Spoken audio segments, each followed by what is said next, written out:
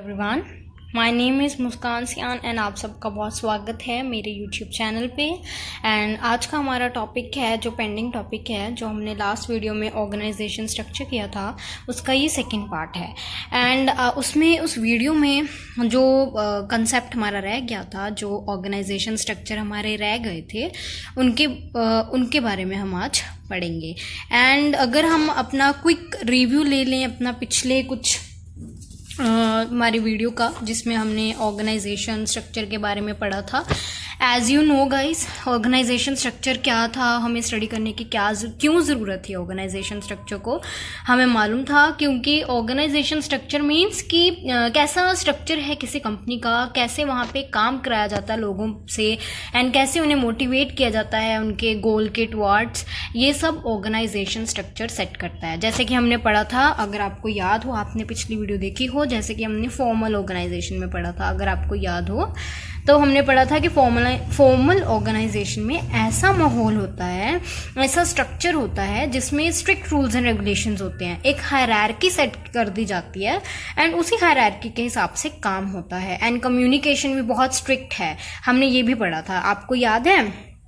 क्योंकि इस कंसेप्ट में हमारा स्केलर चेन आता है, हमने पढ़ा था कि स्केलर चेन में देयर इज़ अ हायरार्की, ठीक है, और अगर बॉटम से टॉप तक बात जानी होती है देन उसके लिए उस हायरार्की से हर एक पर्सन से हमें कम्युनिकेट करते जाते जाते हम उससे मेन टॉप तक हमारी बात जो है वो पहुंच पाती है। एंड हमने पढ़ा था ऐसी ऑर्गेनाइजेशंस में स्ट्रिक्ट रूल्स एंड रेगुलेशंस होते हैं। दोस्तों, जब कभी भी आप फॉर्मल ऑर्गेनाइजेशन पढ़ते हो, तब आप फॉर्मल वर्ड पढ़ते हो या सुनते हो, उसका मतलब यही है कि there is a rules and regulations, there is a formal relations, that mean उसमें पर्सनल रिलेशंस की कोई जगह नहीं होती है। वैसे ही फॉर्मल ऑर्गेनाइजेशन है। इनफॉर्मल जब भी आप वर्ड पढ़ते हो या सुनते हो कॉमर्स में, ठीक है, तब उसका मतलब होता है इसमें कोई रूल्स एंड रेगुलेशंस नहीं होती, पर्सनल रिलेशंस क्रिएट होते हैं एंड आदान प्रदान होता है सोच और विचारों का।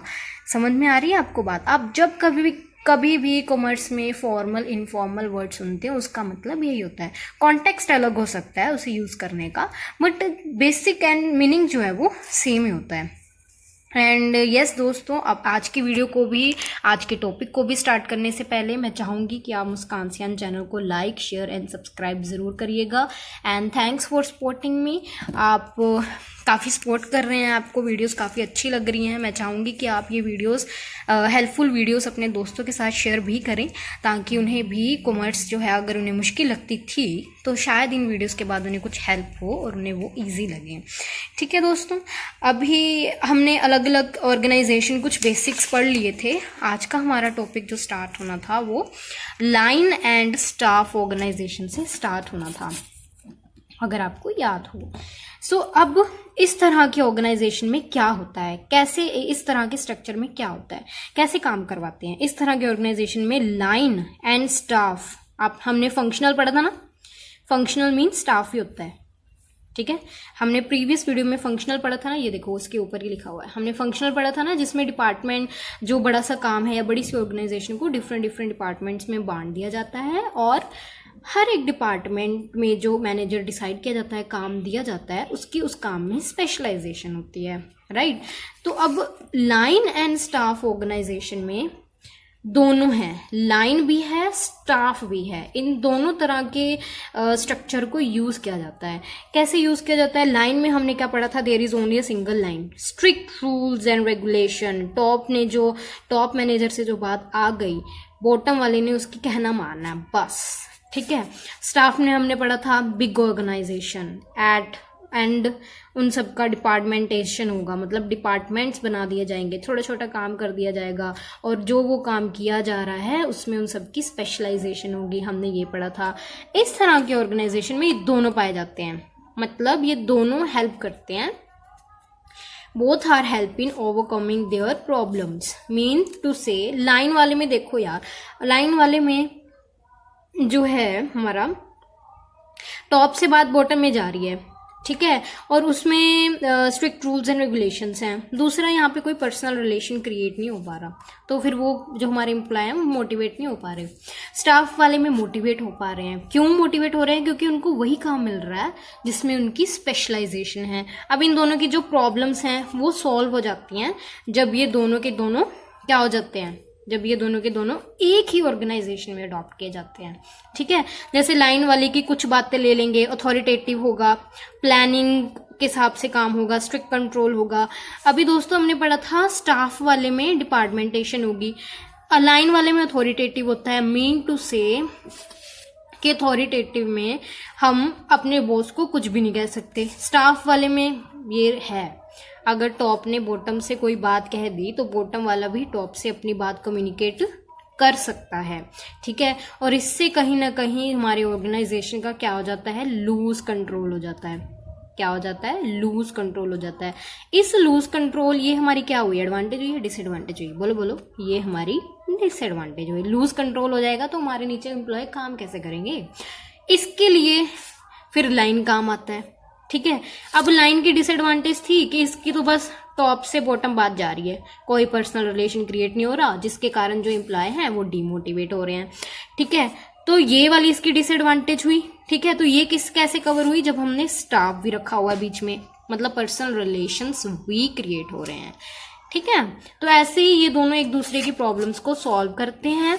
ठीक है, स्टाफ वाला प्लानिंग का काम लाइन वाले करेंगे एंड एक्शन का काम स्टाफ वाले करेंगे, मतलब स्टाफ में जो एम्प्लॉय होंगे। एंड इसके कारण ऑर्गेनाइजेशन में स्ट्रिक्ट कंट्रोल बना रहेगा, और इसके कारण ऑर्गेनाइजेशन में जिस काम में एक्सपर्टीज हैं उसे वो काम मिलेगा। आई होप आपको ये समझ में आया होगा। ठीक है, जैसे कि इसमें authority flow from the top to bottom and perform their task assign, specialized work हमें अभी बात की कि जो जिसमें स्पेशलाइजेशन होगी एम्प्लॉय की, वही काम उसे दिया जाएगा। Takes decisions by considering the employ also. ठीक है, टॉप में जो डिसीजंस लिए जाएंगे। ठीक है, एंड इसमें एक और बात है, स्टाफ वाले हैं ना जो, वो अपनी सजेशंस भी दे सकते हैं लाइन को। तो लाइन की उसके बाद मर्जी है कि उसने स्टाफ की सजेशन माननी है या नहीं माननी है। ये कंसेप्ट थोड़ा वाइडर है। क्यों कंसेप्ट वाइडर है? क्योंकि इसमें लाइन एंड स्टाफ दोनों आ जाते हैं। फॉर द इजी लर्निंग आप क्या करोगे, लाइन एंड स्टाफ को अलग अलग पढ़ोगे। जब आप ये पढ़ोगे तो आपको इतनी दिक्कत नहीं आएगी। ठीक है, नाउ नेक्स्ट हमारा 6th form, committee form of organization. So committee form of organization, the easiest form of organization we study. Why this one is the easiest? क्योंकि इसमें क्या होगा, आपको नाम से पता चल रहा होगा, इसमें 2 or more persons come together and make a common judgment. That mean एक कमेटी बिठाई जाएगी जिसमें 2 या 2 से ज़्यादा पर्सन्स होंगे। वो किसी भी पर्टिकुलर टॉपिक पे कुछ भी डिस्कस करेंगे एंड उनकी कलेक्टिव थिंकिंग होगी। अभी हम कहते हैं ना, ज़्यादा अगर इंसान एक ग्रुप में बैठे हैं, इसका मतलब ये है ज़्यादा दिमाग काम करेंगे, ज़्यादा प्लानिंग्स हमारे पास आएंगी, ज़्यादा आइडियाज़ हमारे पास आएंगे। ठीक है, एक कमेटी बिठा दी जाएगी, बना दी जाएगी, उसमें उनकी कॉमन जजमेंट होगी एक पर्टिकुलर टॉपिक पे। ठीक है, कलेक्टिव थिंकिंग होगी, क्विकर डिसीजन मेकिंग होगी। ठीक है, अगर एक को कुछ सिचुएशन समझ में नहीं आ रही, क्या पता दूसरा कुछ अच्छा बता दे, हमारा आइडिया अच्छा आ जाए, और थर्ड वाला उससे भी ज़्यादा अच्छा दे दे, फोर्थ वाला शायद कुछ दे ही ना। तो इन दोनों के आइडियाज़ को कंसिडर करा जाएगा एंड क्विक थिंकिंग होगी, क्विक हमारे पास डिसीजन मेकिंग होगी। एंड अब जो कमेटी है उसके टाइप्स देखो आप। कमेटी भी इनफॉर्मल एंड फॉर्मल हो सकती है, एडवाइजरी कमेटी हो सकती है, लाइन कमेटी हो सकती है। मैंने अभी आपको बताया, जब कभी भी आप इनफॉर्मल और फॉर्मल वर्ड पढ़ोगे, जब भी फॉर्मल वर्ड पढ़ोगे तब उसका मतलब समझ लेना स्ट्रिक्ट रूल्स एंड रेगुलेशंस। अभी इसमें कॉन्टेक्स्ट कौन सा यूज किया जा रहा है कि ये क्या है, इसकी टाइप। फॉर्मल कमेटी मीन्स जो कि अपॉइंट करी जाएगी by the company, informal means जो कि अपॉइंट नहीं करी जाएगी बाय द कंपनी। ठीक है, एंड एडवाइजरी कमेटी जो कमेटी हमें एडवाइस करेगी, लाइन कमेटी जो एडमिनिस्ट्रेटिव, जिसके हाथों में एडमिनिस्ट्रेटिव काम होगा।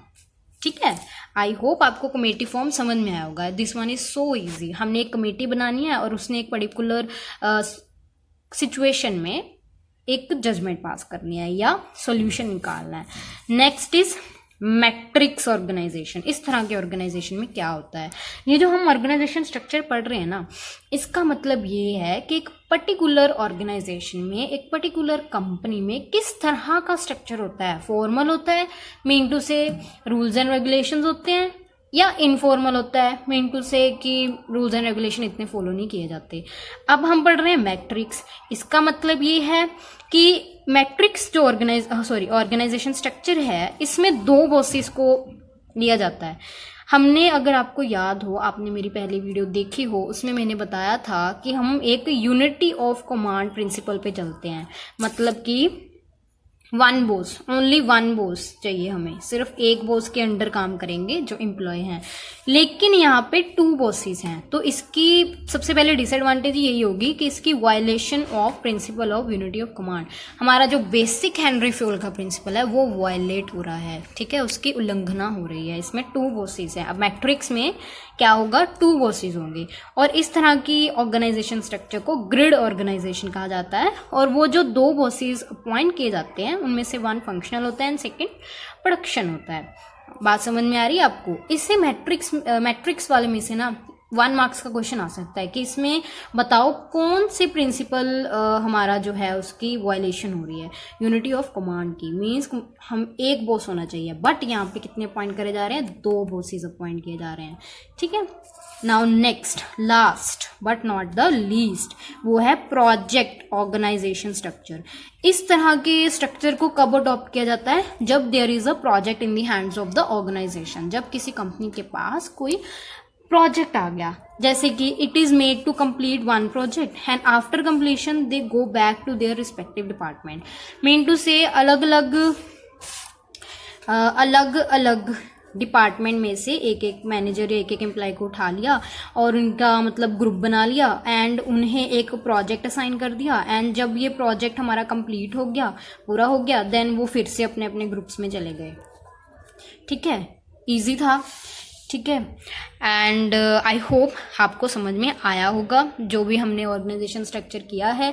हमने ये किस कॉन्टेक्स्ट में पढ़ने ऑर्गेनाइजेशन स्ट्रक्चर की, किस पर्टिकुलर सिचुएशन में एक कंपनी के पास कौन सा स्ट्रक्चर होता है, रूल्स एंड रेगुलेशंस वाला स्ट्रक्चर होता है या फिर बिना रूल्स एंड रेगुलेशंस वाला होता है, या हमने और भी बहुत पढ़े जैसे कि लाइन हो गया, जैसे कि फंक्शनल हो गया, ठीक है।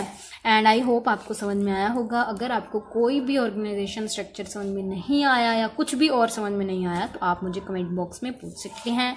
And guys please like, share and subscribe the channel. Thank you so much.